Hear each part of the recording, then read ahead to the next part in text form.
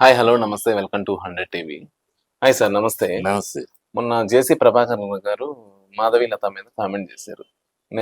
ఇప్పుడేమో మాధవీలత ఒక వీడియో అయితే రిలీజ్ చేయడం జరిగింది. నేను మగాడిలా పోరాడుతున్నాను అని ఏడుస్తూ ఒక వీడియో అయితే రిలీజ్ చేయడం జరిగింది.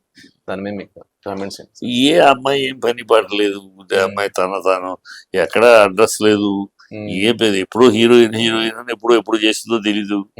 హీరోయిన్ గా చేశాను అంటది, చేసింది ఏదో చేసింది ఒకటో రెండు సినిమాలు తిరుగుతూ ఉంటది. ఆ మధ్య బీజేపీలో చేరింది.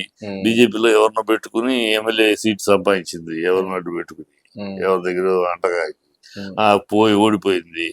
ఆ గ్రూప్ వీడికి అంటకాగిన గ్రూప్ పోయారు. కన్నా లక్ష్మీనారాయణ గ్రూప్ వాళ్ళు లేరు ఇప్పుడు బీజేపీలో. ఇప్పుడు వేరే అంటలేదు. ఏదో తాను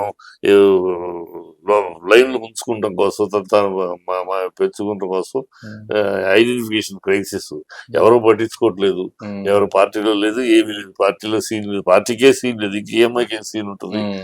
ఏదో తను హైప్ చేసుకుంటారు, తను లైమ్ లైట్ లో పెట్టుకోవటం కోసం ఏదో ఒకటి ఎవరు చేసింది కమెంట్ చేస్తే ఆయన రెచ్చిపోతారు కదా.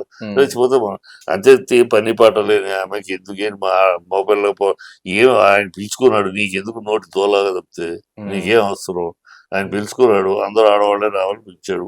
పిలిచారు, ఆయన పిలుచుకో, నీకేం అవసరం, నీకేం అవసరం. పెద్ద నువ్వేమన్నా అనంతపూర్ అంటే అక్కడ పుట్టి నువ్వేమన్నా అక్కడ ఉద్యమాలు చేసావు ప్రజలకు, అక్కడ నువ్వేదో పెద్ద లీడర్ నీ పన్ను చూసుకోకుండా ఊనే ఏదో నేను సైతం ఉన్నానని అనిపించుకోవటానికి చేసే పనులమ్మా. దాని గురించి అమ్మాయి వేస్ట్ మెటీరియల్.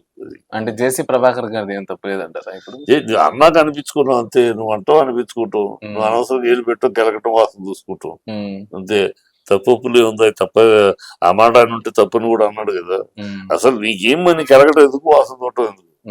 నువ్వు అన్నావు అనిపించుకున్నావు, సంబంధం లేని విషయంలో ఏళ్ళు పెట్టడం ఎందుకు? అది థ్యాంక్స్.